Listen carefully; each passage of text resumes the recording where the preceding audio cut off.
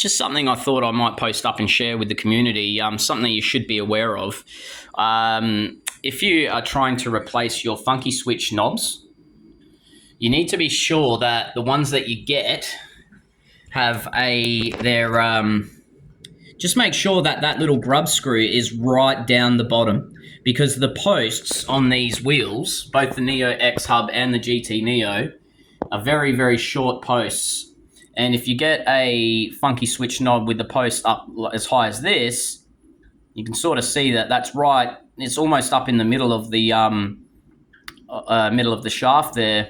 You actually just won't have enough room on the post to grab onto the funky switch. I'll see if I can just quickly pull it off to show you this. Yep. So you can now see that post is actually very short.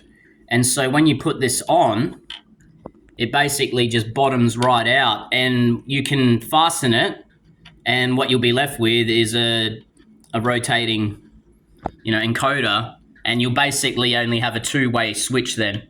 So as cool as it looks, I don't want to go down to a two-way rotary dial in exchange for a seven-way funky switch. So I've opted to leave these plastic black ones on. I think it kind of looks fine anyway, because you can overdo it with the blue, but I'll put that back on in a minute.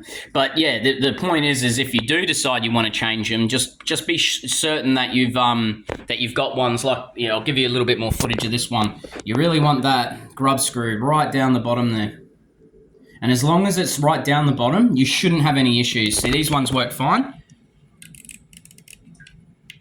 You can move them in all directions, rotate it, and click down. There's plenty of clearance to click down. But if I was to try and mount that blue one over there to even here, I wouldn't be able to click it down or have the joystick functions. So just make sure that when you're buying your funky switch knobs, they've got plenty of, they take into account that very short post there.